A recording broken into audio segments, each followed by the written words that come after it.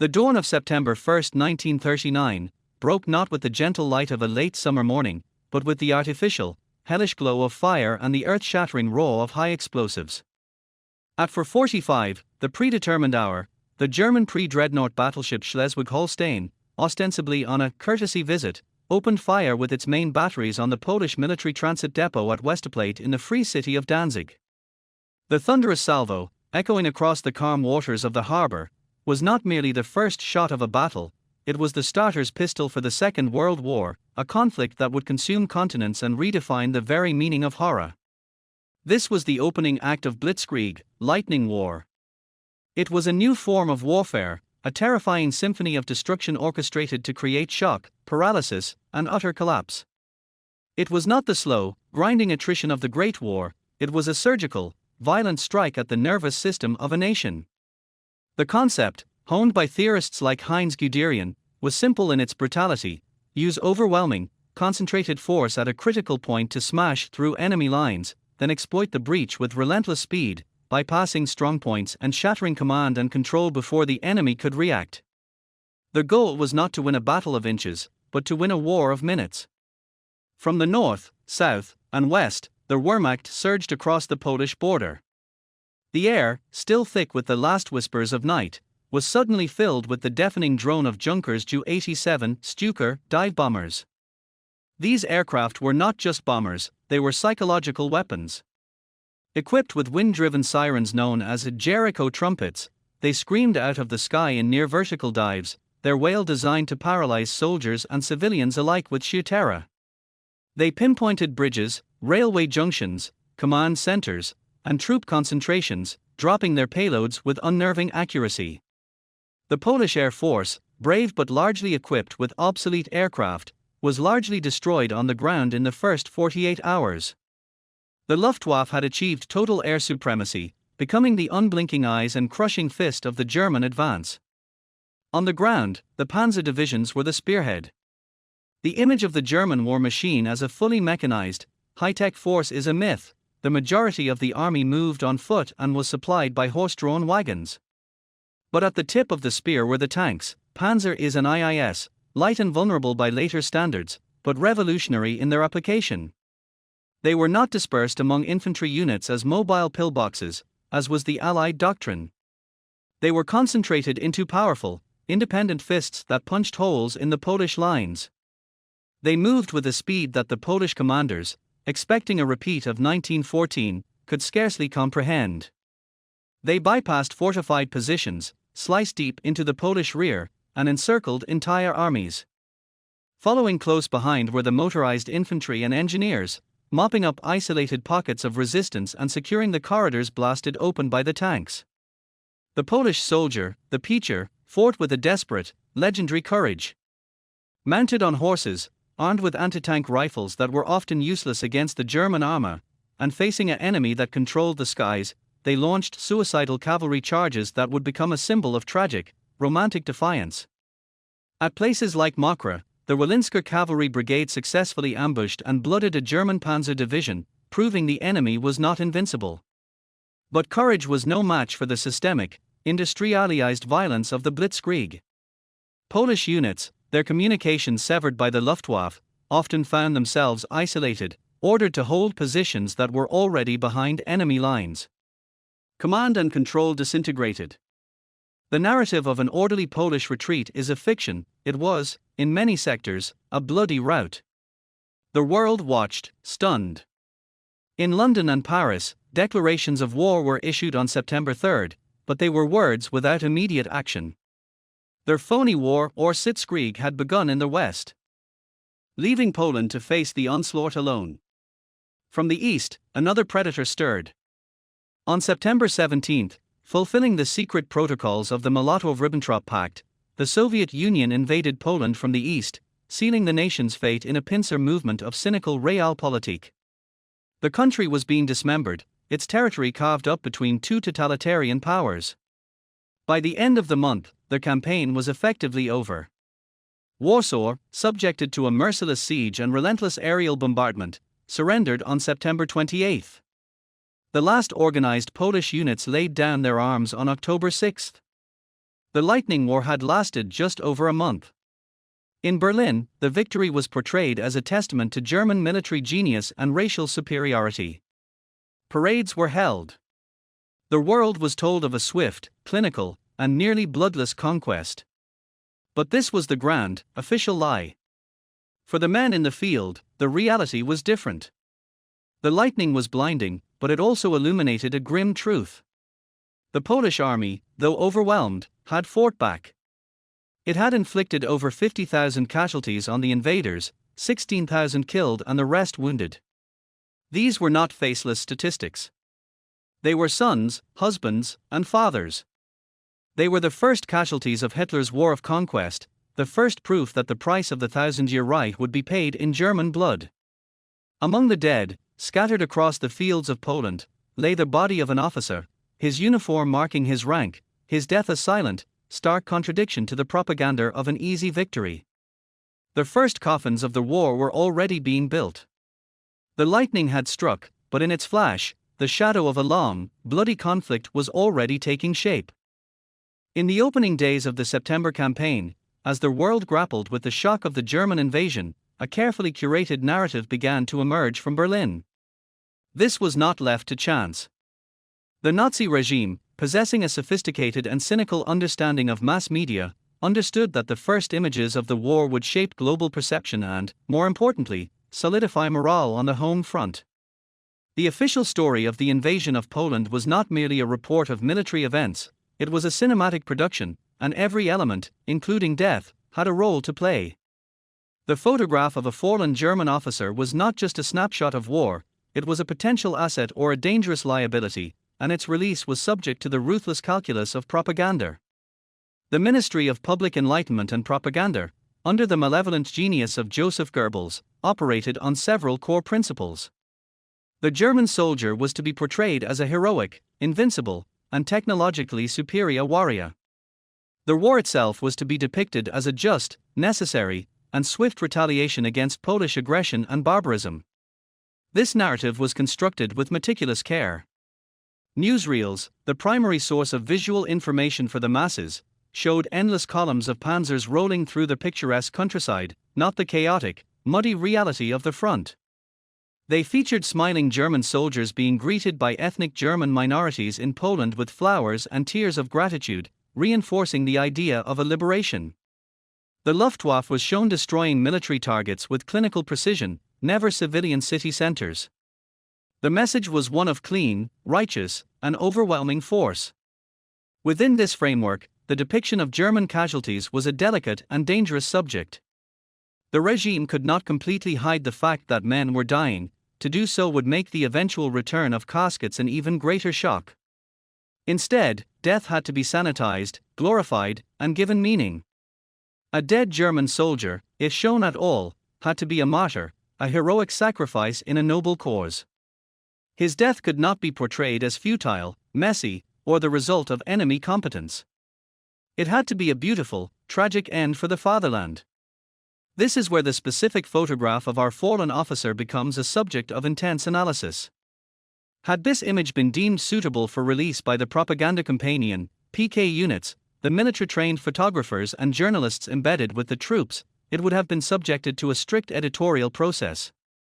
The image would need to conform to the archetype of the heroic death. The composition would be crucial.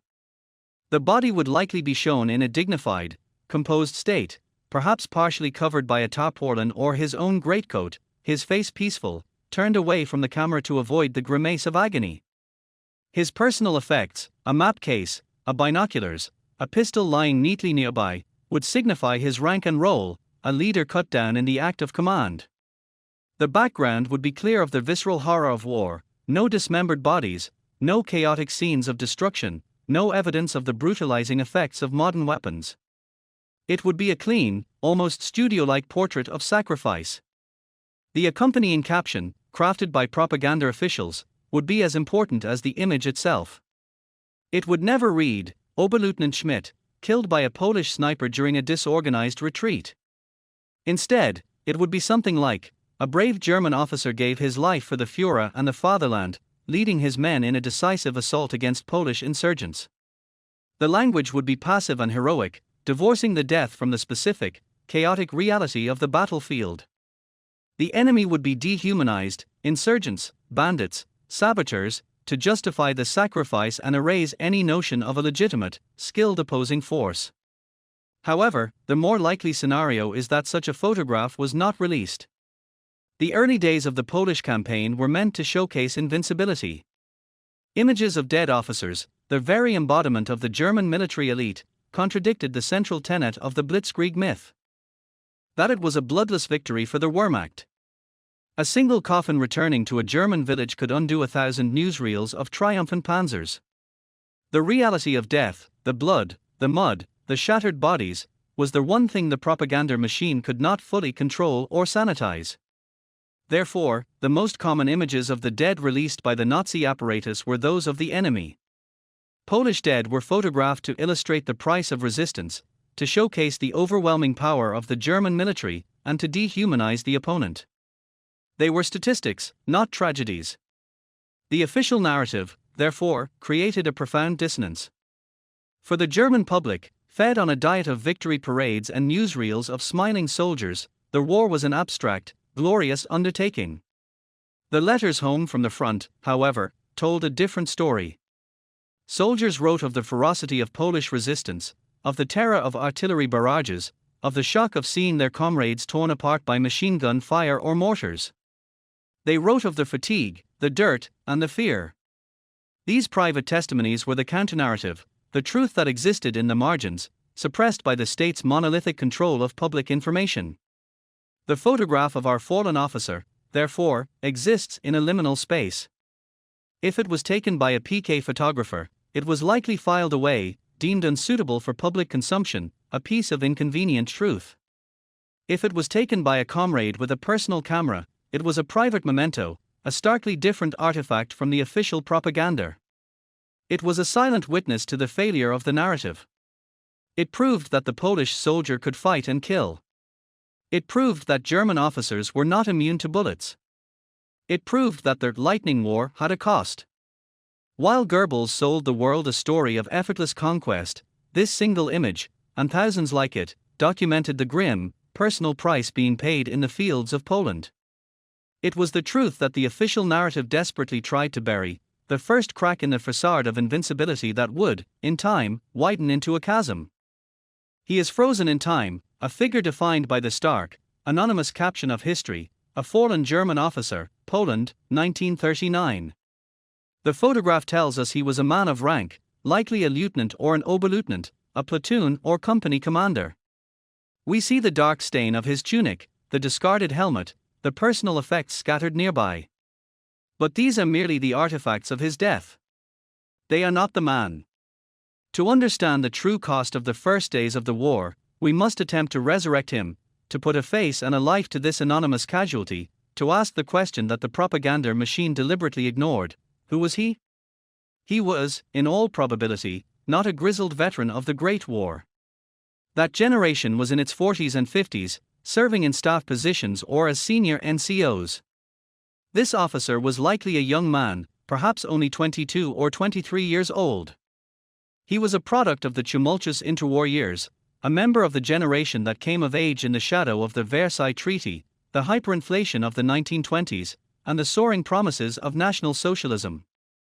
His entire adolescence and early adulthood were spent in a Germany that was being systematically reshaped by the Nazi ideology of national renewal and racial destiny. His path to this field in Poland began years earlier.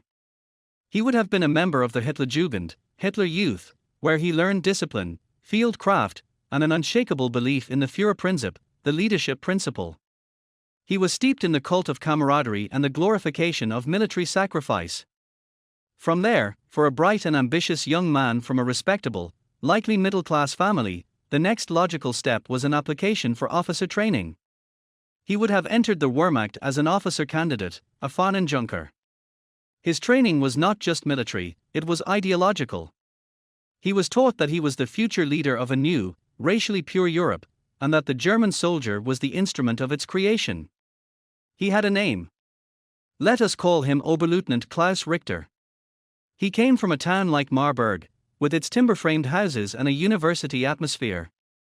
His father, a stern, conservative man, was a schoolteacher who had voted for the nationalists and saw in Hitler a bulwark against communism. His mother worried for him, dreading the day his call-up papers would arrive. He had a sweetheart, perhaps a girl named Liesel, who worked in a local shop. They had an understanding, a promise of a future together after he had made his mark in the world. He carried her photograph in his tunic pocket, along with a letter she had written him during his training, the paper now soft and worn from repeated reading. Klaus was intelligent, earnest, and believed in the cause.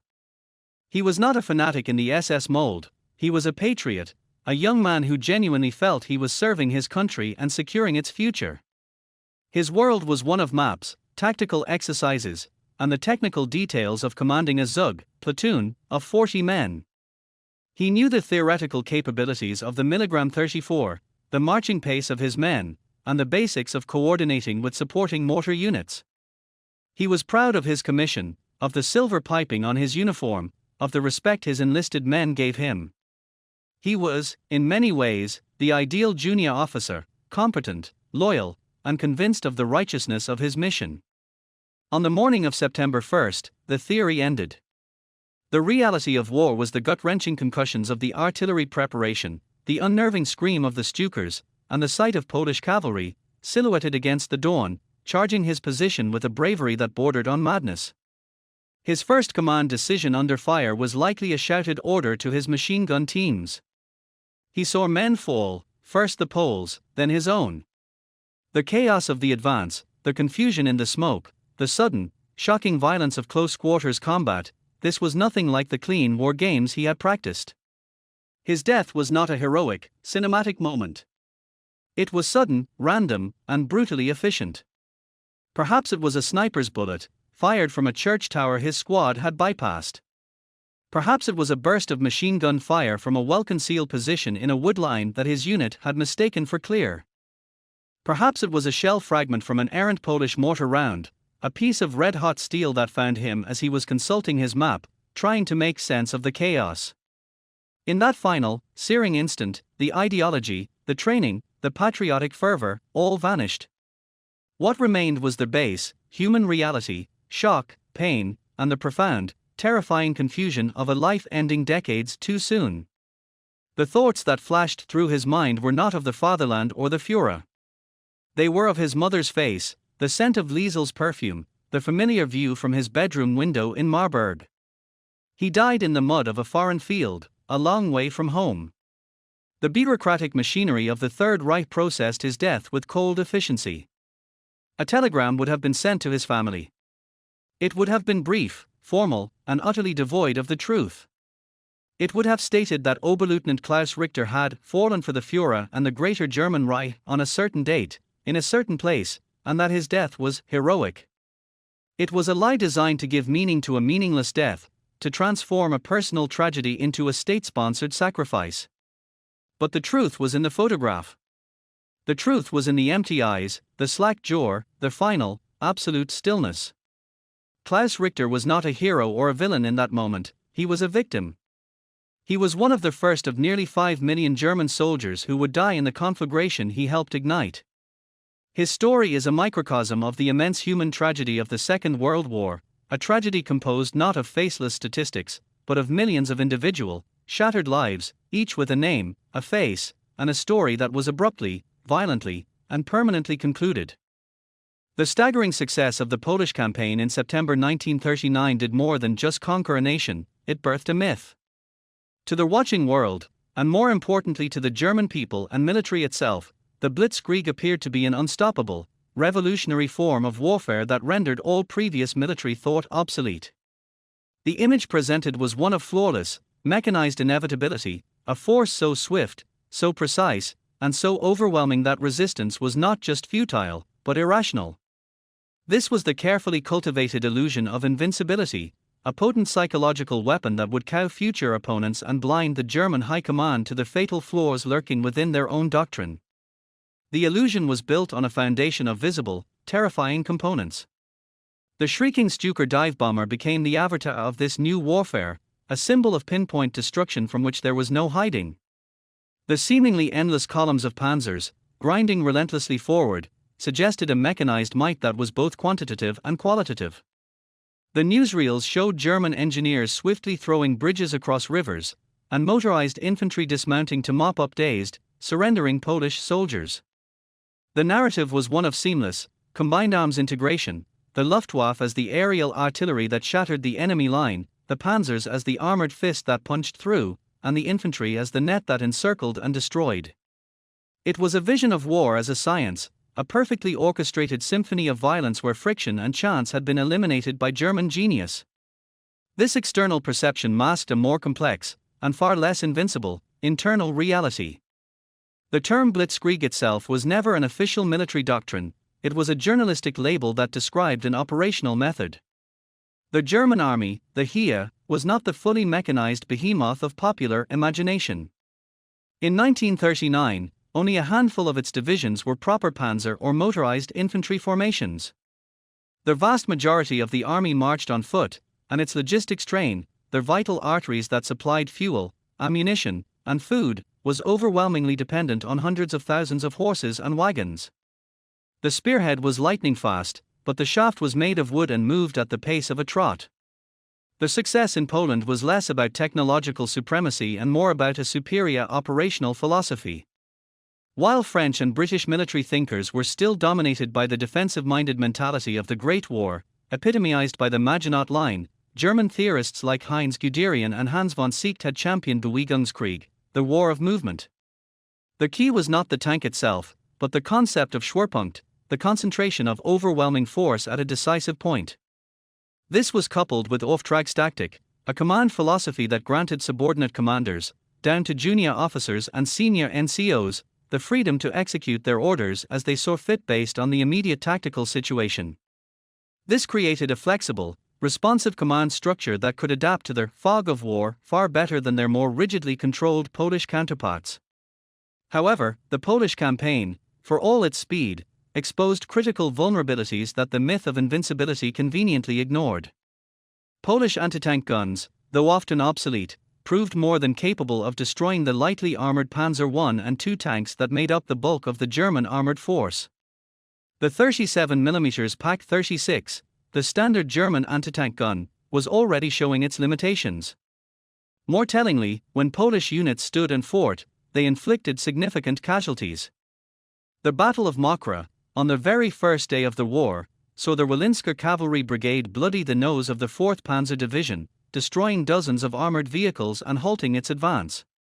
The siege of Warsaw showed that determined defenders in urban terrain could negate much of the blitzkrieg's advantages. The German army suffered over 50,000 casualties in just over a month of fighting, a stark contradiction to the narrative of a bloodless walkover. The most dangerous consequence of the blitzkrieg myth was the illusion of cheap victory. The German high command, intoxicated by the speed of their success, began to believe their own propaganda. They concluded that the war could be won quickly and with minimal cost through sheer audacity and operational brilliance. This led to a catastrophic underestimation of future opponents, particularly the Soviet Union. It fostered a neglect of long-term logistical planning and a dismissive attitude toward the need for deep industrial mobilization for a protracted war of attrition. The system was optimized for short, sharp campaigns. It possessed no strategic depth for a long, grinding conflict. Furthermore, the doctrine created a teeth-to-tail imbalance. The glorification of the panzer spearheads came at the expense of their vital support services. The infantry, their poor bloody infantry, who bore the brunt of the close-quarters fighting, were often left behind, exhausted and forced to march immense distances to catch up with the motorized vanguard. The logistical corps, the unsung heroes of any campaign, was stretched to its breaking point, struggling to fuel the voracious appetites of the tanks and aircraft over the vast distances and shattered infrastructure of Poland. The death of our anonymous German officer is a testament to this illusion. He was a component of the blitzkrieg machine, a junior leader expected to execute the Auftragstaktik and drive his men forward. But the doctrine, for all its emphasis on speed and penetration, could not eliminate the fundamental chaos of the battlefield. It could not stop a lone sniper's bullet, a well-placed machine gun nest, or a lucky artillery shell. His death, one of thousands, proved that the enemy still had a vote. The blitzkrieg was not a magic formula, it was a high-risk, high-tempo operational method that traded tactical security for strategic surprise. It created the appearance of invincibility by moving faster than the enemy could react, but it did not make the individual German soldier invulnerable. The illusion was a powerful weapon, but like all illusions, it was fragile. It would shatter completely when it met an enemy, on the vast plains of Russia, that could absorb the initial shock, bleed the spearhead, and refuse to collapse. The first cracks in the facade, however, were already visible in the blood-soaked fields of Poland, in the silent testimony of the fallen. The Nazi propaganda narrative, meticulously crafted for both domestic and international consumption, portrayed the invasion of Poland as a blitzkrieg, a lightning war of such overwhelming and clinical force that Polish resistance was sporadic, disorganized, and ultimately futile. This was a deliberate and strategic lie. The reality, witnessed by the German soldiers on the ground and paid for with their blood, was of a bitter, costly, and often ferocious fight. The Polish soldier, the Żołnierz, did not simply melt away before the German advance, he fought with a courage born of desperation, inflicting losses that contradicted the myth of an easy victory and foreshadowed the brutal nature of the conflict to come. To understand the scale of the Polish achievement in the face of certain defeat, one must first appreciate the profound asymmetry of the forces involved. Poland was attacked not only by Germany from the west, north, and south but, on September 17, by the Soviet Union from the east. It was a war on two fronts against two totalitarian giants, a geopolitical nightmare from which there was no escape.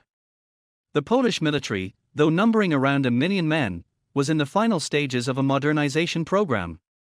Its air force, though its pilots were among the world's best, was equipped with mostly obsolete aircraft, the bulk of which were destroyed on the ground in the first 2 days.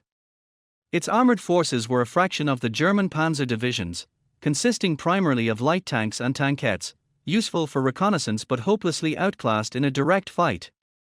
Yet, to judge the Polish military by its equipment alone is to miss the point entirely. The Polish strategy, known as Plan Zachod, Plan West, was based on a delaying action. The goal was to trade space for time, to defend the vital industrial and national heartland, and to conduct a fighting withdrawal to a natural defensive perimeter in the southeast, the Romanian bridgehead, where they could await the promised Franco-British offensive in the west. This was a sound plan in theory, but it was rendered obsolete by the speed of the German encirclements and the Soviet stab in the back. Where the Polish army was given the chance to stand and fight, it made the Germans pay a heavy price. The myth of the Polish cavalry charging tanks with lances is just that, a myth, largely propagated by Nazi propaganda and gullible foreign correspondents. The cavalry were, in fact, elite mobile infantry, trained to use their horses for strategic mobility and then dismount to fight as infantry. Their role was to screen the retreating infantry columns and launch counterattacks. And it was in this role that they achieved startling, if temporary, successes. The Battle of Mokra on September 1 stands as a powerful testament to this. Here, the Wolinska Cavalry Brigade, supported by armored trains and a few tankettes, faced the entire German 4th Panzer Division. The Polish forces used the wooded, difficult terrain to their advantage, luring the German tanks into killing zones where they were ambushed by well-concealed 37mm Boffers anti-tank guns and artillery. The German armor, advancing in dense formations, suffered significant losses. Dozens of panzers were destroyed or disabled, and the 4th Panzer Division's advance was halted for an entire day. It was a tactical defeat for the Germans that demonstrated Polish ingenuity and fighting spirit. Similar scenes of intense combat occurred across the country. At the Bzura River, the Polish armies of Potnin and Pomorze launched the largest counteroffensive of the entire September campaign. For over a week, they threw back the German 8th Army, inflicting severe casualties and forcing the German High Command to redirect forces from the siege of Warsaw, temporarily relieving the capital. The fighting was savage, often descending into bloody hand-to-hand combat in forests and villages. It was during this battle that the Luftwaffe, enjoying total air superiority, demonstrated its most devastating tactical role, mercilessly strafing and bombing the exposed Polish columns. The defense of Warsaw itself became a symbol of heroic defiance. Despite being surrounded and subjected to relentless aerial and artillery bombardment, the city held out until September 28. Under the leadership of Mayor Stefan Starzyński, who became the voice of Polish resistance on the radio, soldiers and civilians alike dug trenches, built barricades, and fought for every street. The German army was forced to resort to a costly, block-by-block urban assault, a form of fighting for which the blitzkrieg was ill-suited and which guaranteed high casualties for the attacker. The death of the German officer, whose image is the subject of our story, must be viewed within this context. He did not fall in a one-sided massacre. He was killed because the Polish army, though outgunned and outmaneuvered, was a dangerous and determined enemy. His death could have come from a well-camouflaged sniper, a relic of the precise marksmanship taught in the Polish army. It could have been from a burst of machine gun fire from a position his unit had underestimated. It could have been from a bayonet charge during a desperate Polish counterattack in the confused, close-quarters fighting of a forest or village. Every German casualty report from Poland, every entry for killed by gunshot, killed by artillery shrapnel, or killed in close combat, was a line in the true history of the campaign, a history of a violent, determined resistance. The Polish fight was ultimately doomed, crushed between the millstones of two invading armies. But its cost to the victor was real. The Wehrmacht suffered approximately 16,000 killed, over 3,000 missing, and 30,000 wounded. These were not negligible numbers. They represented the first tangible price of Hitler's ambition, a price paid not in the abstract, but in the lives of young men like our anonymous officer. The Polish resistance, bitter and costly, proved from the very first day that the Second World War would not be a series of bloodless conquests. It would be a brutal, grinding affair where even the most technologically advanced and tactically brilliant armies would be forced to pay for every mile of ground in the currency of their soldiers' lives. The victory parades in Berlin and the triumphant headlines in the Völkische Beobachter projected an image of flawless, mechanical perfection. The Wehrmacht had executed its new form of warfare with breathtaking speed and, according to the official narrative, minimal cost. The Polish campaign was presented as a validation of German military superiority, a testament to the invincibility of the blitzkrieg and the men who wielded it. But within the ranks of the army itself, and in the quiet, somber communiques that began to trickle back to regimental headquarters, a different story was being written. The first, almost imperceptible cracks were appearing in the facade of invincibility. These were the unanticipated losses, the casualties that the doctrine had not accounted for, and which revealed the brutal, unforgiving reality of modern combat, even against a supposedly inferior foe. The most profound shock was the sheer volume of officer casualties.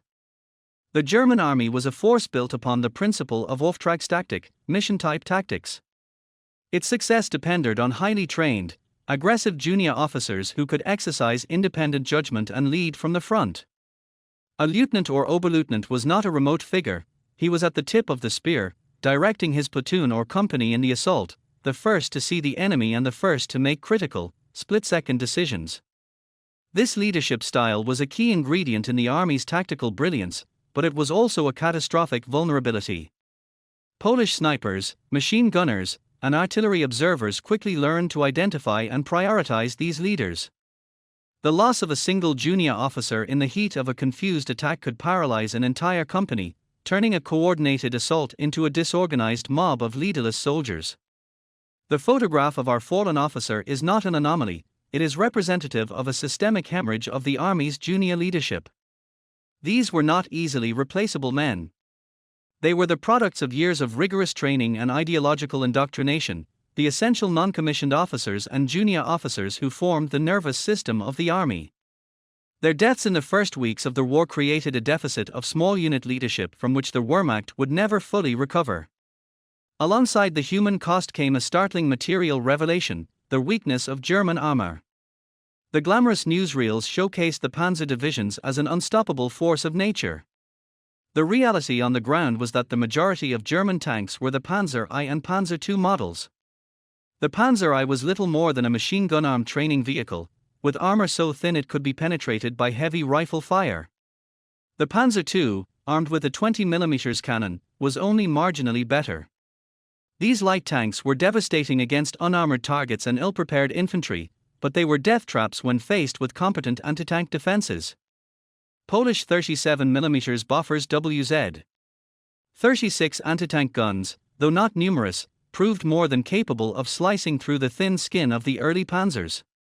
Even the obsolescent 7.92mm WZ 35 anti-tank rifle, in the hands of a determined Polish soldier, could punch through a Panzer I's armor at several hundred meters. The Germans lost hundreds of armored vehicles in Poland, not to other tanks, but to a resourceful and courageous defense that exploited their technical weaknesses. The myth of the Panzer's invulnerability was shattered before their war was even a month old. The logistical underpinnings of the Blitzkrieg, so often overlooked in the triumphant narratives, also showed severe strain. The breathtaking speed of the advance, the very thing that made the doctrine so successful, was also its greatest logistical vulnerability. The Panzer divisions outran their supply columns. Fuel trucks, dependent on poor Polish roads and often diverted by broken bridges and partisan harassment, struggled to keep pace. Tanks that had raced hundreds of kilometers in a week suddenly found themselves immobilized, sitting ducks for Polish rearguard actions, waiting for the precious fuel that would allow them to continue the advance. This logistical fragility was a warning sign that was largely ignored in the euphoria of victory. A flaw that would become fatal on the vast distances of the Eastern Front. Perhaps the most psychologically damaging of the unanticipated losses was the destruction of the clean war myth. The German soldier had been told he was embarking on a chivalrous campaign. He encountered instead a bitter, total war. The ferocity of the Polish defense, particularly in urban areas like Warsaw, introduced the Wehrmacht to the brutal intimacy of street fighting. This was not the war of sweeping maneuvers on open fields, it was a dirty, close-quarters struggle for cellars and attics, where death could come from a window, a sewer, or around any corner. The psychological toll of this kind of fighting, the constant tension, the inability to distinguish between combatant and civilian, the sheer, visceral horror of it, was immense. It bred a brutality and a callousness that would come to define the German conduct of the war in the East. The letters home from the front, often circumventing military censors, began to tell this truer, darker story. Soldiers wrote of their shock at the tenacity of the Polish enemy.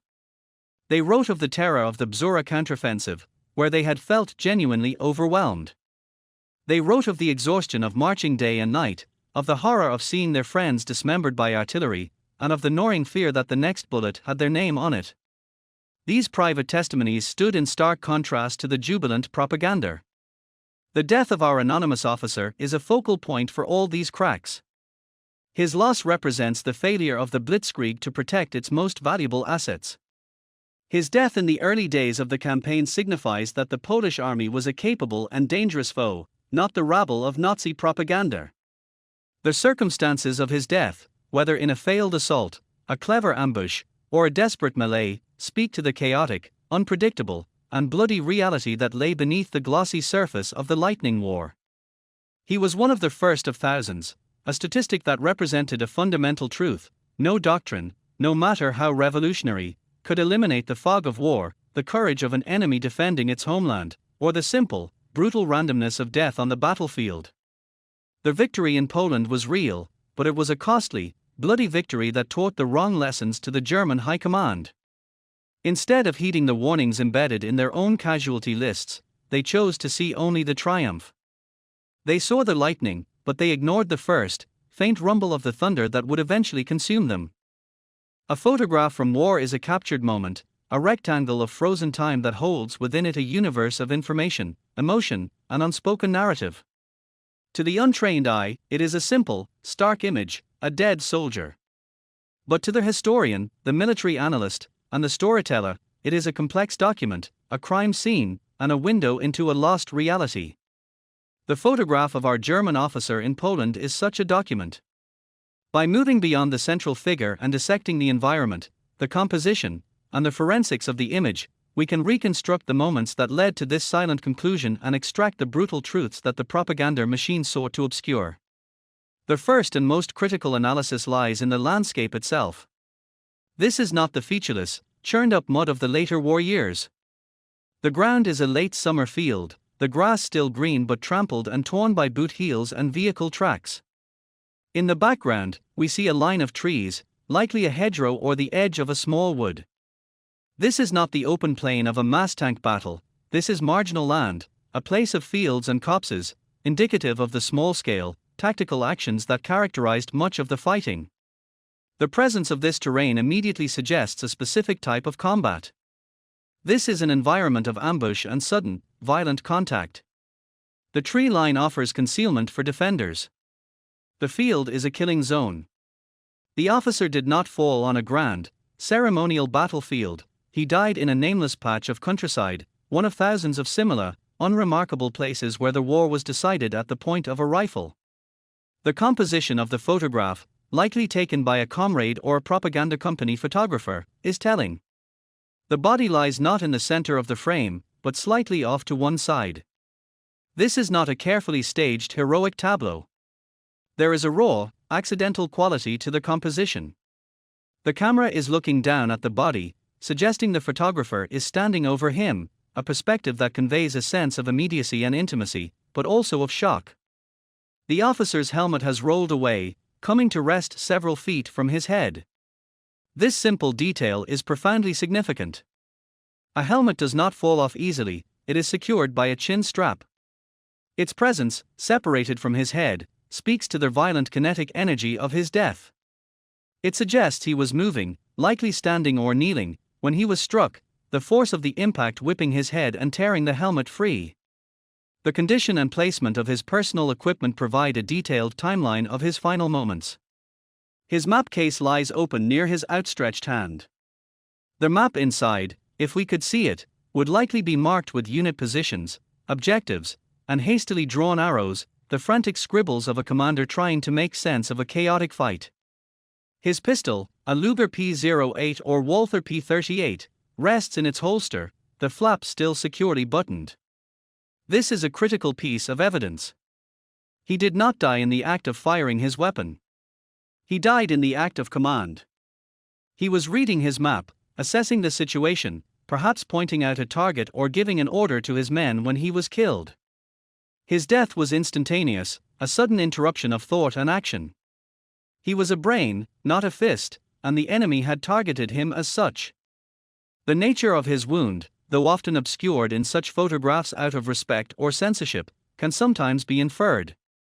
There is an absence of massive, catastrophic trauma to the body that would indicate a high-explosive shell. There is no visible pooling of blood around the torso that might suggest multiple machine gun wounds. The most likely cause, given the context, is a single, high-velocity gunshot wound. A sniper, concealed in the tree line, saw an officer consulting a map and took the shot.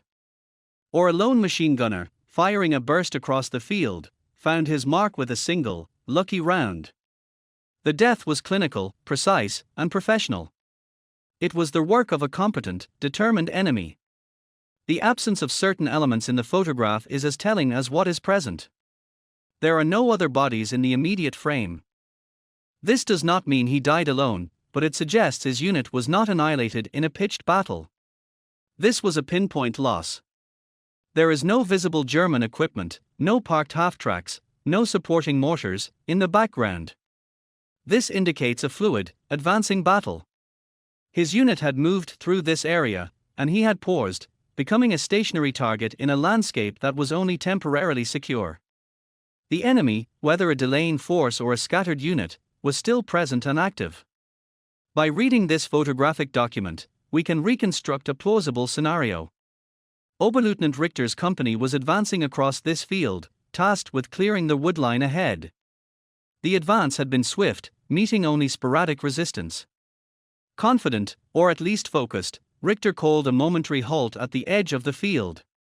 He knelt, unclipping his map case to confirm his position and the day's objective. He pointed towards the trees, turning to relay an order to his platoon sergeant. In that moment, he was the perfect picture of a Wehrmacht officer, decisive, forward, and in command. A Polish soldier, perhaps a sergeant himself, lying in a shallow scrape beneath a bush, so the officer threw his rifle sights. He took a breath, let it half out, and squeezed the trigger. The crack of the rifle was lost in the general noise of the advance. Richter collapsed, his map fluttering from his hand, his helmet spinning away. The advance stalled. The momentum of the blitzkrieg, on this tiny, insignificant piece of the front, ground to a halt as men scrambled for cover, now leaderless and suddenly vulnerable. This photograph, therefore, is not just a portrait of a dead man. It is a snapshot of the blitzkrieg myth colliding with the stubborn, lethal reality of war. It captures the moment the Polish army, through skill, courage, and marksmanship, struck back at the very heart of the German war machine, its leadership.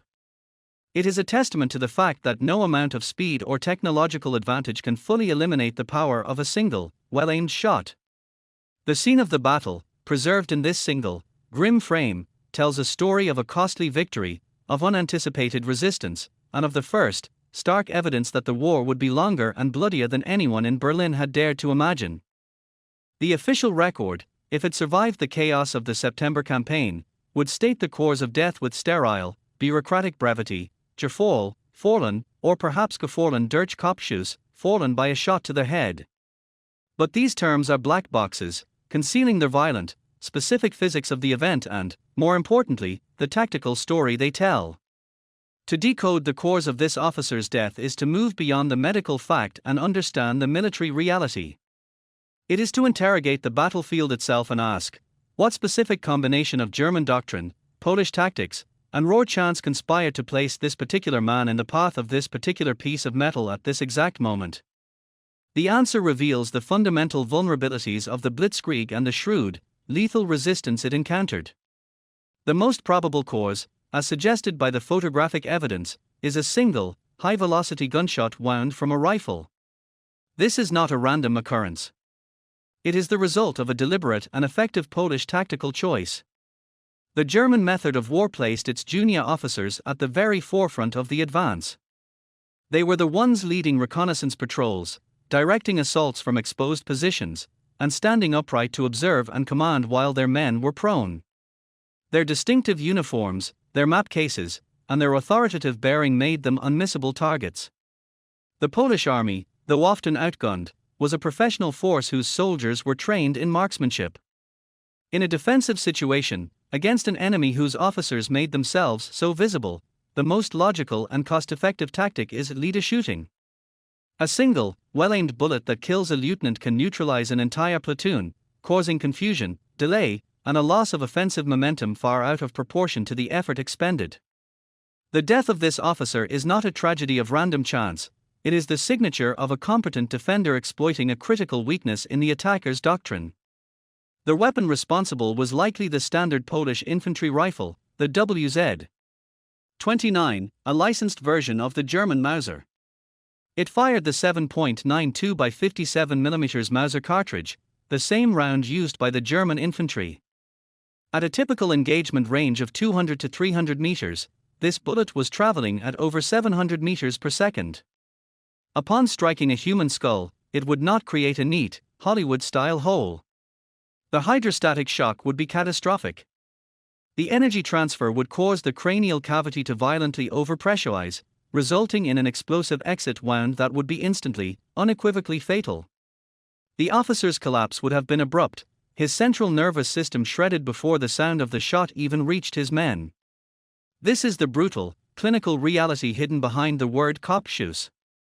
Other possibilities, while less likely given the scene, further illuminate the tactical environment. He could have been killed by a burst from a light machine gun, the Polish version of the Browning automatic rifle, the WZ. 1928, this would suggest his platoon was caught in the open by a prepared defensive position, its field of fire presighted on this approach.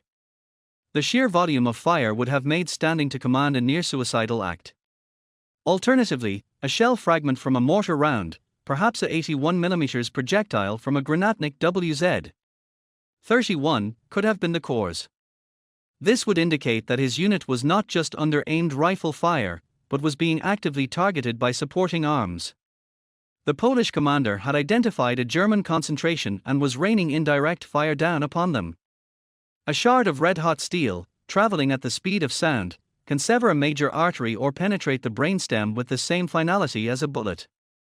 This cause of death would speak to a higher level of Polish command, control, and coordination than the blitzkrieg myth acknowledged. The tactical reality decoded from this single death is one of constant, sharp, and intelligent resistance. The Polish army was not a monolithic, collapsing entity. It was a collection of units, some shattered and rooting, others standing and fighting with grim determination. The death of this officer occurred in a sector where the Polish defense was still organized and tactically savvy. His unit was not simply rolling over a broken enemy, it was engaged in a violent contest of wills against a foe who knew how to kill effectively.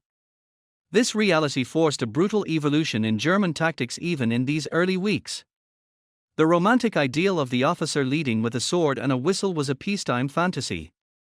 Survivors of the Polish campaign quickly learned to shed the more visible signs of rank. They learned to command from cover, to use hand signals instead of shouted orders, and to delegate more authority to veteran senior NCOs, who were less conspicuous targets. The experience of losing a respected commander to a distant, unseen sniper bred a new kind of caution and a deepening cynicism. The war was no longer an abstract concept of glory, it was a personal, visceral struggle for survival where the enemy was a skilled and dangerous hunter.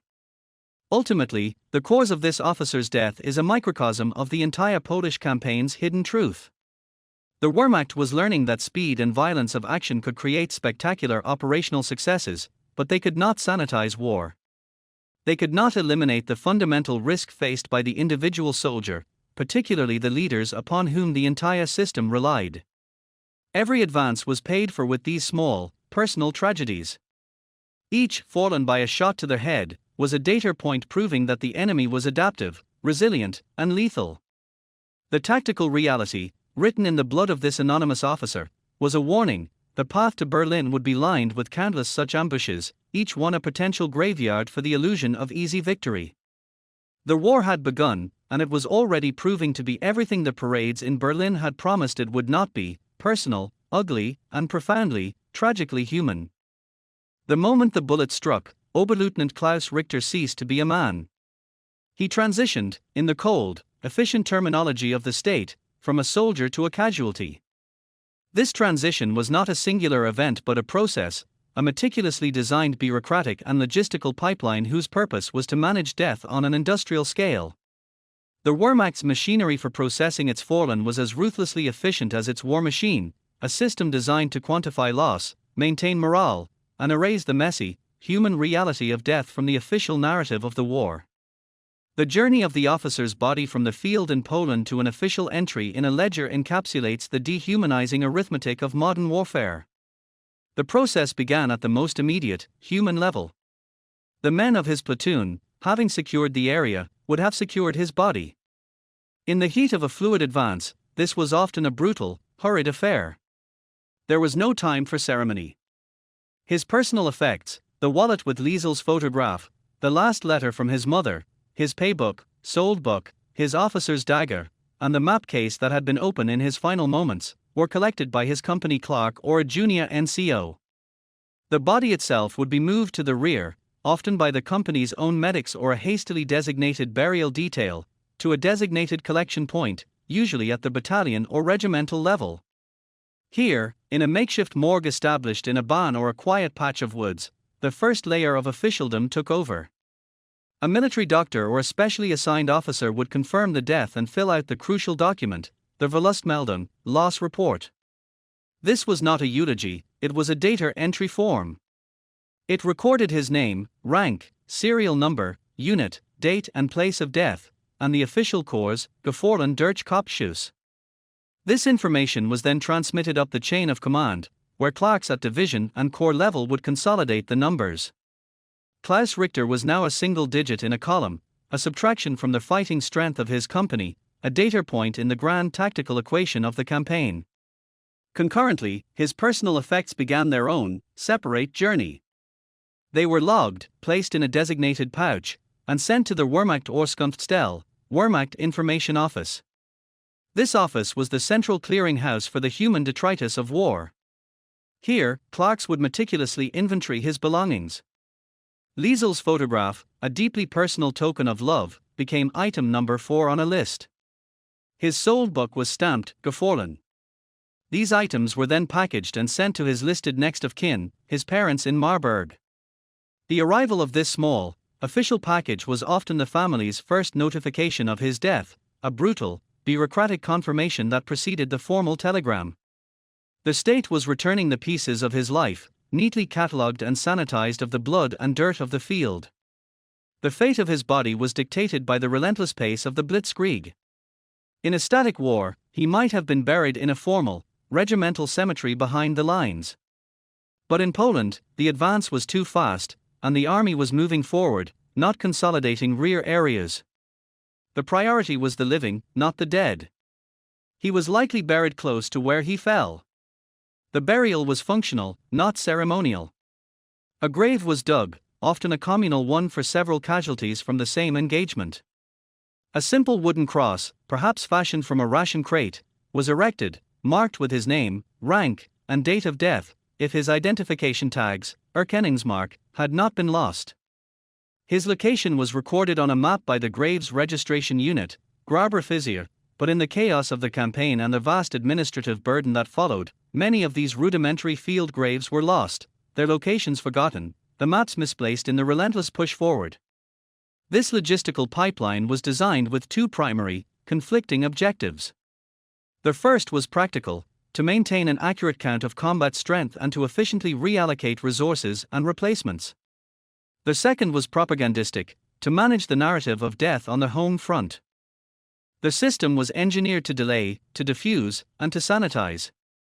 By staggering the notification, first the personal effects, then the formal telegram, the shock to the family was somewhat blunted. The language used in official communications was consistently heroic and passive. He had fallen, a term that evoked a noble, almost gentle descent, not the violent, traumatic severing of life that had actually occurred. He had fallen for Führer and fatherland, imbuing his death with a state-sanctioned meaning that was intended to override personal grief. Yet, for all its cold efficiency, the system had cracks. The sheer volume of casualties in Poland, over 16,000 killed, was a shock to the system. The carefully managed drip feed of bad news could not conceal the fact that entire communities were receiving these telegrams and packages simultaneously. The myth of the bloodless victory, so assiduously cultivated by Goebbels, was contradicted by the mourning bands appearing on sleeves across Germany. The logistics of death, for all their bureaucratic precision, could not fully erase the human cost. Every Verlustmeldung represented a family shattered, a future erased, a personal story ended. Klaus Richter was a statistic, an entry in a ledger that would be used by historians to calculate the cost of the Polish campaign. But in that ledger, there is no column for the sound of Liesel's cry when the package arrived, no data field for his mother's endless grief, no official record of the life he would never live. The Wehrmacht's logistics of death was a masterpiece of bureaucratic organization, but it was a system designed to manage a commodity, not to mourn a man. It was the final, chilling transformation of the individual into an instrument of the state, a process that began with his ideological indoctrination and ended with his name on a list, his body in an unmarked field, and his memory reduced to a number in the arithmetic of destruction. In the crisp, sunny autumn of 1939, the German home front existed in a state of triumphant, yet anxious, suspension. The streets, still decorated with swastika banners from the recent victory parade for the returning legions from Poland, buzzed with a nervous energy. The official narrative, pumped into every home through newspapers, radios, and the weekly Wochenschau newsreels, was one of glorious, near-bloodless conquest. But beneath this carefully manufactured euphoria, a different, more insidious reality was taking root. It began quietly, with the arrival of a formal, grey Wehrmacht telegram at a doorstep in Marburg, or the delivery of a small, carefully wrapped package of personal effects to a family in Cologne. The regime, masterful in its control of information, was engaged in a delicate and cynical campaign to hide the early toll of its war, to manage grief, and to prevent the stark reality of the front from contaminating the myth of invincibility. The first and most crucial tool was the control of the casualty lists. Unlike the Great War, where lengthy lists of the fallen were published in local newspapers, creating a somber, public record of loss, the Nazi regime issued no such public rolls. The news of a death was a private affair, delivered by the state directly to the next of kin. This was a deliberate strategy to atomize grief, to prevent the collective mourning that could foster dissent or war weariness. A community might sense that losses were occurring, but without a public record, it was impossible to grasp the scale.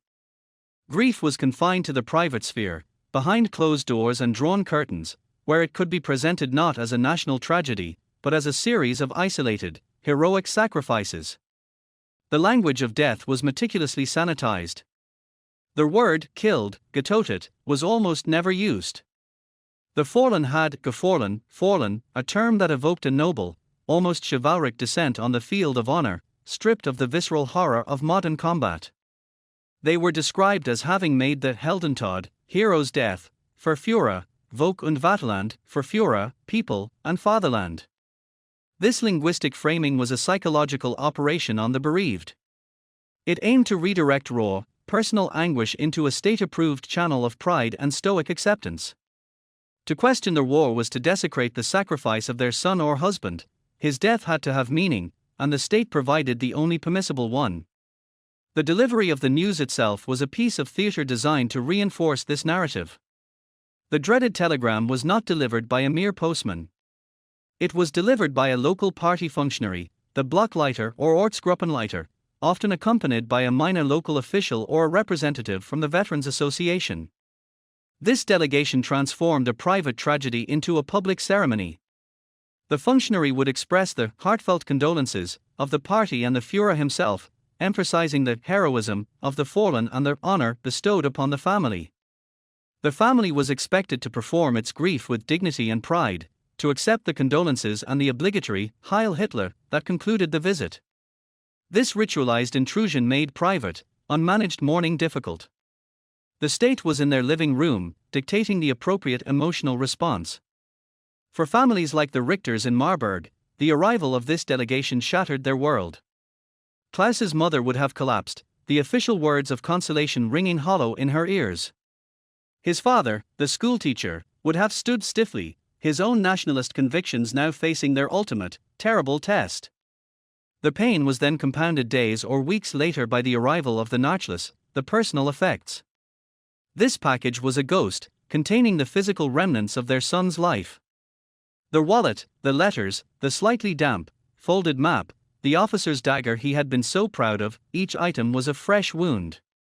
The bureaucracy accompanying it was coldly efficient, a meticulously itemized list of contents, a request for confirmation of receipt, his sold book stamped with the final, fatal word, gefallen. The regime understood that it could not completely hide the fact that men were dying. So it worked to glorify the process. The Wochenschau occasionally showed funerals for high-ranking officers, always depicted as solemn, heroic affairs with full military honors, their coffins draped in the swastika flag. This created a false benchmark for the public, an image of how death in this war was supposed to look. It bore no resemblance to the reality of the hasty, communal field graves in Poland, where men like Klaus Richter were buried anonymously, their markers soon to be lost to the elements and the shifting front. Yet, despite this sophisticated apparatus of deception, the truth began to seep through. It traveled in the letters soldiers sent home before they were killed, describing the ferocity of the Polish resistance. It was carried by the wounded returning on hospital trains, their stories contradicting the official line of an easy victory. Whispers spread in market queues and outside churches after Sunday service. The term, still Trauer, silent grief, entered the vernacular, describing the pervasive, unspoken sorrow that lay just beneath the surface of public life. The constant, low-grade anxiety about a son or husband at the front became a defining feature of the German home front experience. The death of Oberleutnant Klaus Richter and thousands like him in Poland thus created a fundamental dissonance at the heart of the Third Reich. The public face was one of strength, unity, and victory. The private reality was one of shattered families and managed grief. The regime's success in hiding the early toll was a testament to its ruthless control, but it was a fragile victory. It established a pattern of deception that would become increasingly difficult to maintain as the war expanded and the casualty lists grew from thousands to millions. The silent grief of 1939 was the foundation for the deep-seated war weariness and private despair that would characterize Germany in the coming years, a quiet counterpoint to the regime's ever more frantic propaganda. The first coffins had arrived home, and though they were hidden from public view, their weight was felt in every quiet street and every darkened home. The corpse of the German officer in the Polish field was more than a single tragedy, it was a harbinger. In that still, broken form lay a condensed prophecy of the entire war to come, a stark, visual equation that spelled out the inevitable consequence of the path Germany had chosen. The very fact of his death, so early and against a supposedly inferior enemy, was a silent scream of warning that contradicted the triumphalist fanfares from Berlin. He was a symbol of the high cost of conquest, a preview of the brutal arithmetic that would ultimately consume the Third Reich, that the price of empire would be the systematic bleeding of its own best and youngest, paid out over 6 long years until the well of its human capital ran dry. In the grand halls of the Reich Chancellery, the Polish campaign was touted as a stunning victory, a validation of the Blitzkrieg and the Führer's strategic genius. The maps showed vast swathes of territory annexed. The parades showcased their victorious legions. But the true, hidden balance sheet told a different story. The 16,000 dead were not just a number, they were a down payment. They were the first installment on a debt that would spiral into millions.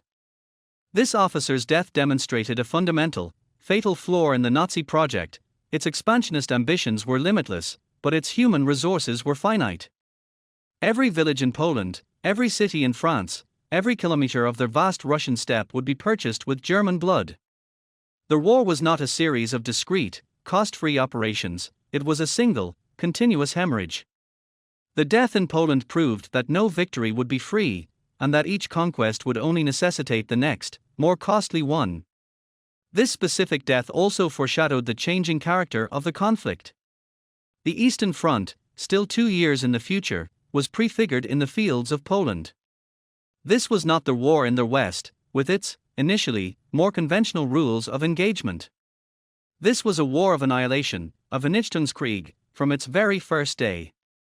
The ideological fervor that had driven the Wehrmacht into Poland, fueled by propaganda depicting Slavs as untermenschen, subhumans, created a climate of extreme brutality that invited a reciprocal ferocity.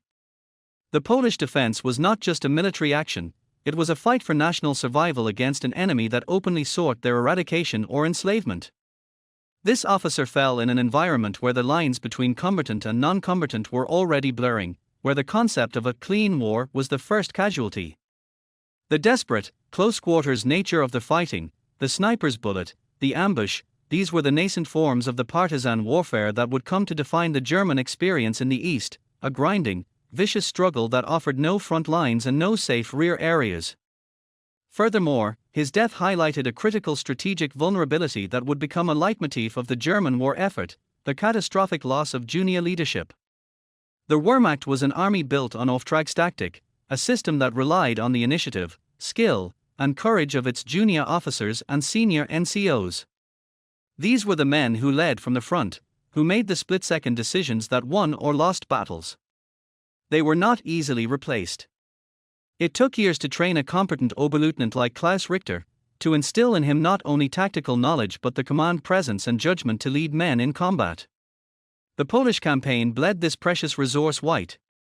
Each fallen officer represented a tiny fracture in the army's command structure. As the war expanded, this trickle of loss would become a flood.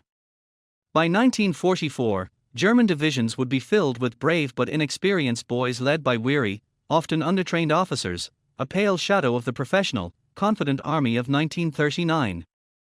The seed of this decay was sown in Poland, with every officer killed while reading a map or leading an assault. The photograph also symbolizes the futility that would come to haunt the German soldier. This officer died for a field that would soon be forgotten, in a campaign that was merely the overcheat to a much larger catastrophe. His sacrifice, so meaningful to his family and his men, was ultimately rendered meaningless by the sheer, monstrous scale of the war that followed. He became one of the first of over 5 million German soldiers who would die, not in defense of their homeland, but in pursuit of a grotesque, unsustainable empire that was doomed from the start. His death points toward the immense tragedy of the common German soldier, the growing realization, as the war dragged on, that they were dying not for a glorious cause, but for the megalomaniacal visions of a regime that valued territory more than the lives of its own people.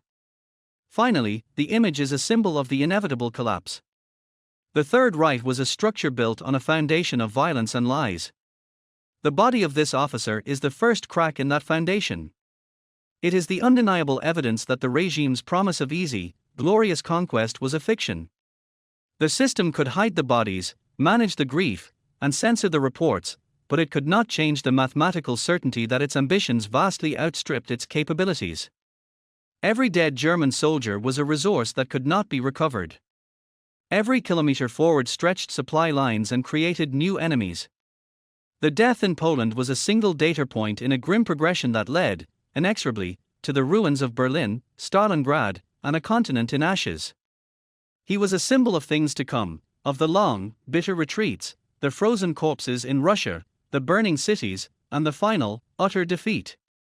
The high cost of conquest, first paid in the fields of Poland, would eventually bankrupt the entire regime. Seen through the long lens of history, the German invasion of Poland in September 1939 stands not as a clean, triumphant military operation, but as a profoundly ambiguous event, a stunning tactical victory that contained within it the seeds of strategic disaster. It was a victory marred by loss, a success that taught all the wrong lessons and set the Third Reich on a path from which there would be no return. The campaign, which appeared to contemporaries as the ultimate validation of German arms, was in reality a siren song, luring the Wehrmacht and its Führer toward the abyss. From a purely military standpoint, the outcome was undeniable. In just over 5 weeks, the Polish state was dismembered and erased from the map. The Wehrmacht had executed its new doctrine of Bewegungskrieg, war of movement, with breathtaking speed and audacity. The encirclement at the Bzura River, the rapid penetration of the Polish heartland, and the final siege of Warsaw were masterclasses in operational art.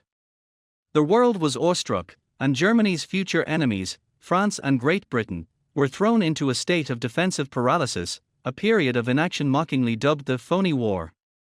The Polish campaign cemented the reputation of the German military as the most formidable fighting force on earth, a reputation that would cow opponents and shape Allied strategy for the next 2 years. Yet, this brilliant tactical success masked a series of profound and dangerous flaws. The most immediate was the human cost. The official figure of approximately 16,000 German soldiers killed was a shock. For a campaign sold to the German people and the army itself as a swift, surgical strike, these were unanticipated losses. Each one of these deaths, like that of our anonymous officer, represented a failure of the blitzkrieg myth. They proved that the enemy, however outgunned and outmaneuvered, retained the capacity to kill, and to kill effectively. The Polish soldier, fighting for his homeland with a desperate courage, had inflicted a painful bite on the German juggernaut. This was not the bloodless walkover of propaganda, it was a real war, with all its attendant grief and suffering. The victory was, from its very inception, stained with the blood of its own architects. More dangerously, the campaign fostered a fatal sense of hubris within the German high command. The easy triumph over Poland led to a catastrophic underestimation of future opponents. The difficulties encountered, the tenacity of the Polish defense, the vulnerability of the light panzers to anti-tank guns, the constant strain on logistics, were dismissed as anomalies, the peculiarities of a single campaign against a second-rate power. The lessons that should have been learned about the limits of armored warfare, the importance of logistical depth, and the resilience of a defending army were ignored in the intoxicating glow of victory. Instead, the German command concluded that the formula was infallible: overwhelming force, applied with shock and speed, could defeat any enemy. This overconfidence directly informed the planning for the invasion of France and, most disastrously, the Soviet Union. The victory in Poland was the father of the disaster at Moscow. The campaign also irrevocably tied the German war machine to a policy of criminal brutality. The invasion was not a conventional war of the 19th century, it was the first act of the Nazi regime's racial ideological war of annihilation. From the very first day, SS Einsatzgruppen, task forces, followed the army, conducting mass executions of Polish intellectuals, nobility, and Jews. The Wehrmacht itself, through their Barbarossa decree and other orders, was deeply complicit in these war crimes, overseeing reprisal killings and the brutal pacification of the civilian population. The Polish campaign normalized atrocity. It established a pattern of military aggression fused with genocidal policy that would reach its horrific apex on the Eastern Front. The victory was not just marred by the loss of German life, but by the loss of the army's moral compass, such as it existed. It was a victory of the executioner as much as the soldier. Furthermore, the strategic outcome of the campaign was a Pyrrhic one. By destroying Poland in alliance with the Soviet Union, Germany had eliminated the buffer state that stood between it and the USSR. The Molotov-Ribbentrop Pact was a deal with the devil, and the price would be collected in full. Once Poland was gone, Germany shared a long, direct border with a power whose resources and manpower dwarfed its own.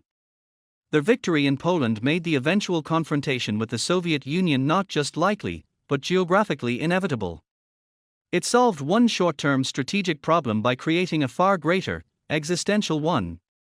Finally, the campaign locked Germany into a war it could not win.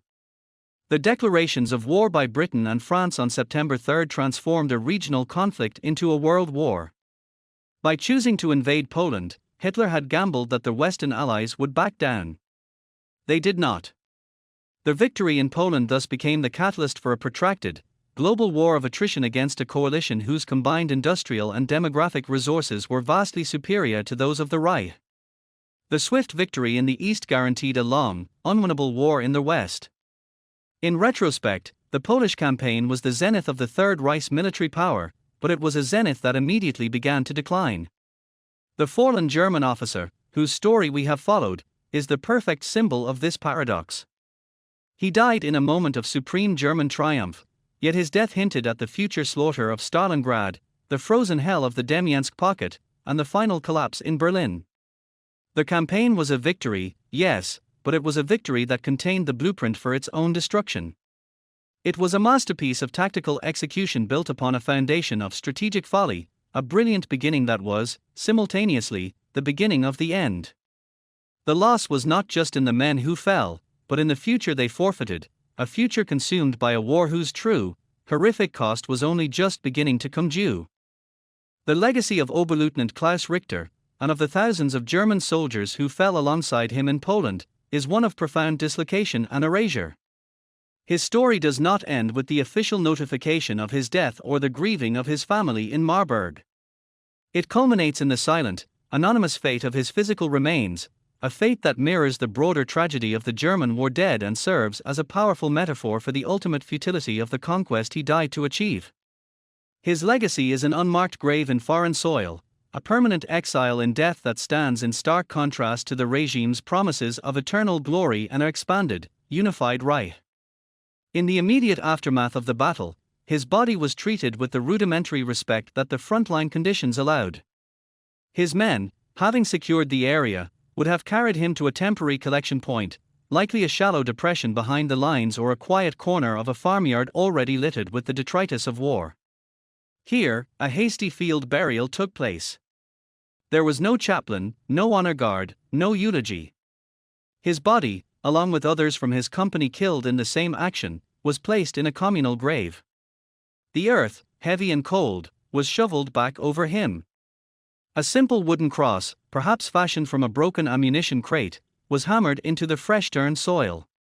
It bore his name, his rank, and the date, September 1939.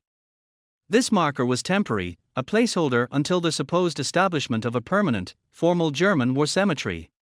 But the war did not end. It expanded, consuming continents and generating casualties on an unimaginable scale. The meticulous work of the Graberfizierer, Graves Registration Officer, in Poland was soon overwhelmed by the tidal wave of death that followed, in France, the Balkans, North Africa, and, most catastrophically, the vast expanse of the Soviet Union. The carefully drawn maps noting the locations of field graves were lost, misplaced in the chaos of retreat, or simply forgotten as administrative resources were diverted to manage the endless, rolling catastrophe of the Eastern Front. The temporary cross over Klaus Richter's grave weathered, splintered, and eventually collapsed. The farmer, returning to his field after the armies had passed, would have plowed the earth, smoothing over the scars of war, unknowingly incorporating the physical remains of the fallen into the Polish soil. His legacy became one of silence and absence. For his family, the lack of a known grave site created a wound that could never properly heal. They had received the official telegram and the parcel of his personal effects, but they were denied the fundamental human comfort of a place to mourn. There was no grave to visit, no headstone to touch, no physical focal point for their grief. They were left with only memories and the chilling finality of the word gefallen. Their loss was abstract, suspended in a bureaucratic void. They were the living, haunted by a ghost who had no resting place. This story was repeated hundreds of thousands of times across Eastern Europe. The German war cemeteries that exist in Poland today are largely the result of post-war efforts by the German War Graves Commission, Volksbund Deutscher Kriegsgräberversorgung. In the 1950s and 60s, the Volksbund worked to locate and consolidate German war dead from thousands of isolated field graves into larger, centralized cemeteries. This was a grim, archaeological undertaking. Teams would scour the countryside, relying on fading local memory and old maps, to find burial sites. When remains were discovered, they were often commingled. A skull here, a femur there, the anonymous detritus of a shattered army. These recovered remains were reburied in mass graves under flat, dark stone markers, each one bearing the names of multiple soldiers, if their identities could be established, or simply the inscription, Ein deutscher Soldat, a German soldier. It is highly probable that the remains of Oberleutnant Klaus Richter were eventually found in such an operation. His bones, no longer distinguishable from those of his men, would have been gathered and interred in a mass grave at a cemetery like Potnam Milostowo or one of the many others that dot the Polish landscape. His name would be engraved on a collective plaque among hundreds of others, a single line in a long list of the lost. His individual identity, so carefully cultivated in life, was subsumed into the collective anonymity of the war dead. This final fate is his most enduring legacy. He lies forever in the land he was sent to conquer, integrated into its earth, a permanent, silent guest of the nation his regime sought to destroy. There is a profound, tragic irony in this. The Nazi ideology preached racial hierarchy and the right of the German Volk to Lebensraum, living space, in the East. It envisioned a landscape cleansed of its native inhabitants and repopulated with German settlers. The reality is the exact opposite. The German dead did not claim the land claimed them. They became a part of Poland, their bones nourishing the soil of a nation that has endured, resilient and sovereign. His unmarked grave, and his eventual interment in a mass grave, is a powerful repudiation of the very idea for which he fought. It symbolizes the failure of the Nazi project of conquest and the ultimate emptiness of its promise of glory. There is no hero's memorial for Klaus Richter. There is only a name on a stone in a foreign field, a cautionary tale written in granite. His legacy is not one of honor, but of a warning. It is a testament to the fact that the true, lasting consequence of aggressive war is not empire, but exile, not glory, but oblivion. He sought to make Poland German. Instead, Poland made him a part of its own scarred history, a silent witness to the futility of the violence that brought him there.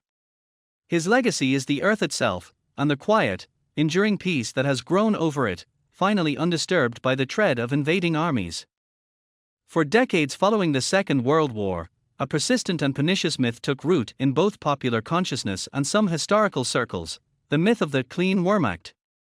This narrative, largely cultivated by former German generals in their memoirs and aided by Cold War political expediency, argued that the German armed forces had fought a professional, honorable war, distinct from the criminal atrocities perpetrated by the Nazi SS and Gestapo.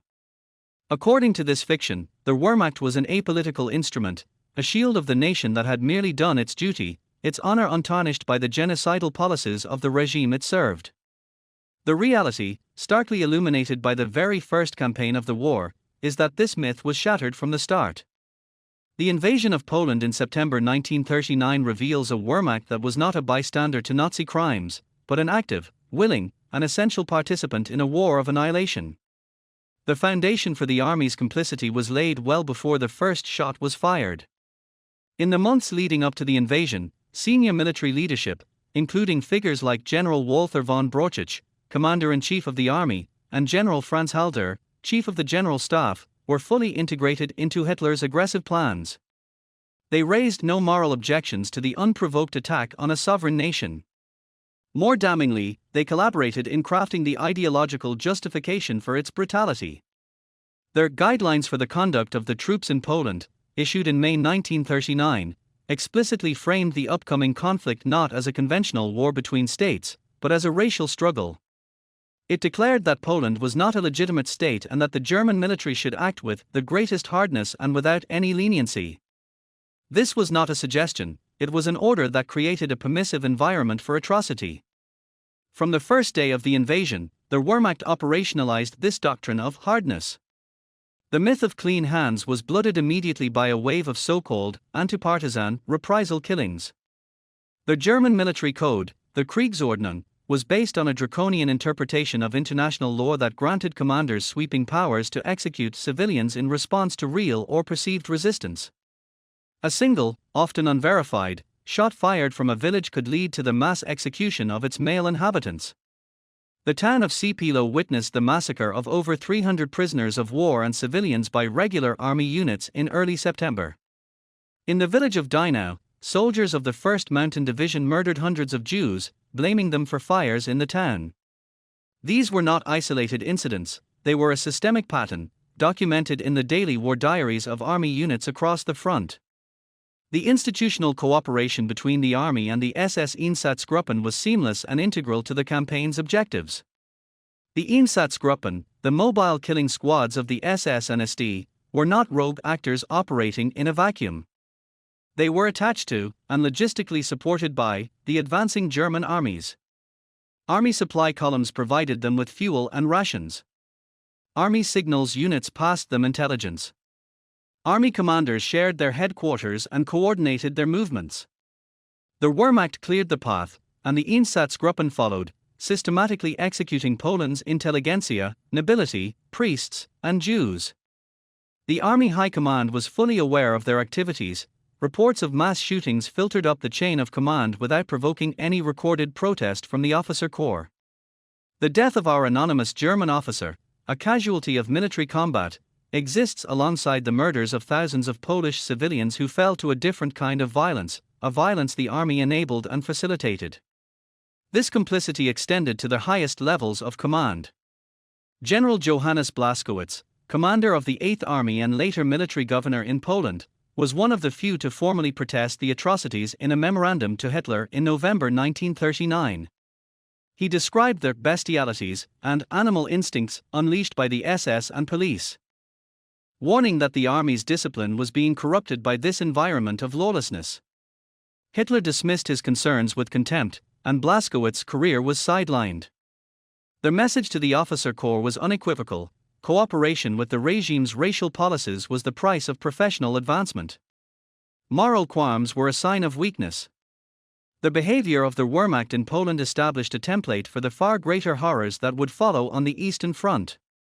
The criminal orders issued before Operation Barbarossa in 1941, such as the Commissar Order, which mandated the immediate execution of captured Soviet political officers, and the Jurisdiction Decree, which effectively legalized atrocities against Soviet civilians, were not an abrupt departure.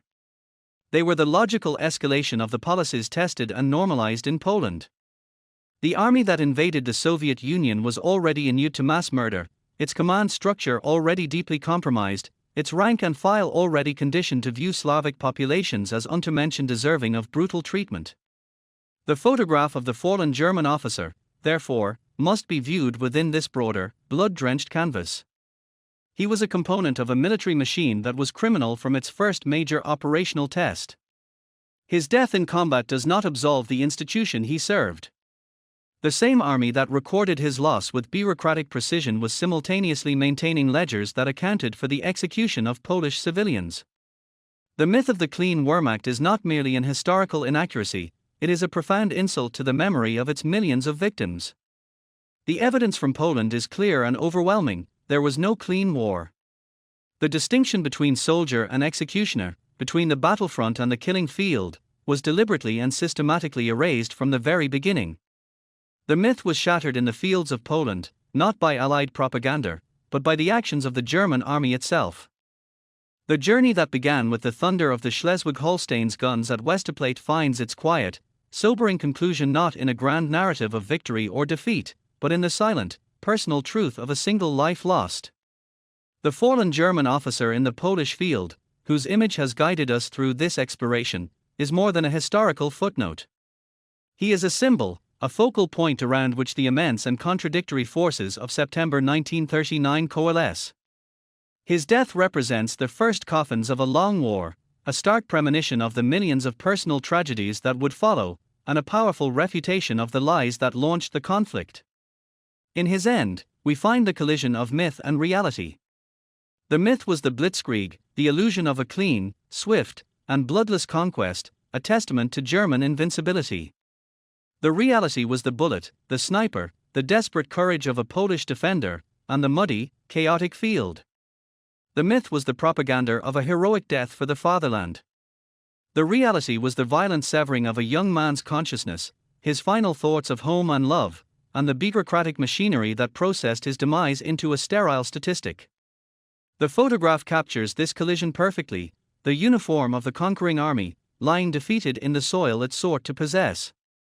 It is an image of the Wehrmacht's operational brilliance and its profound human vulnerability, existing side by side. His story forces us to look beyond the strategic maps and the sweeping arrows of advance. It compels us to consider the human cost embedded in every military decision. The 16,000 German dead in Poland were not an abstract cost of doing business, they were 16,000 individual worlds extinguished. They were sons, husbands, and fathers from cities, towns, and villages across Germany. Each death sent ripples of grief through a family, a circle of friends, a community. The war, from its very first month, established its fundamental, grinding equation: the price of territorial gain would be measured in human lives. This officer was among the first to be spent, a down payment on an empire of corpses that would eventually stretch from the Atlantic coast to the gates of Moscow. Furthermore, his fate is inextricably linked to the criminal nature of the war he was fighting. He may have fallen in conventional combat, but he did so as a member of an army that was already a willing participant in atrocity. The myth of the clean Wehrmacht finds no purchase here. His death occurred within a campaign defined by mass executions, reprisal killings, and a deliberate policy of brutality toward the Polish people. He was part of the system that enabled the Einsatzgruppen, that turned a blind eye to war crimes, and that laid the groundwork for the Holocaust. To remember his sacrifice without acknowledging this context is to engage in the same sanitization of history that the Nazi propagandists perfected. His legacy is dual: he is both a victim of the war's violence and, by virtue of his uniform and his role, a representative of the machine that perpetrated it. The most profound lesson of his story, however, lies in its symbolism for the future. The first coffins of September 1939 were a warning unheeded. They were evidence that the war would be long and bloody, that the enemy would fight back, and that the Third Reich's ambitions would demand a horrific and unsustainable sacrifice from its own people. The German High Command, intoxicated by victory, chose to see only the triumph and ignore the cost. They saw the lightning but dismissed the thunder. The death of this officer, and thousands like him, was a data point pointing toward the eventual, catastrophic defeat, a defeat that would be born not in the ruins of Stalingrad or Berlin in 1945, but in the unmarked graves of Poland in 1939. In the end, the anonymous officer's journey from a hopeful young man in Marburg to a name on a mass grave plaque in Poland is the true story of the Second World War in microcosm. It is a story of promise extinguished, of lives reduced to numbers, and of ideals corrupted by a toxic ideology. His silent, unmarked grave in foreign soil is the ultimate verdict on the war of conquest he helped to start. He did not win glory, he found oblivion. He did not expand the Rite, he became a permanent part of Poland. The first coffins were the beginning of the end, a somber procession that would continue for 2076 days, until the last echoes of gunfire faded away and the full, terrible cost of the war was finally tallied. His story is a reminder that behind every statistic of war lies a human being, and that the first casualty of any conflict is always the truth, quickly followed by the first of many, many coffins.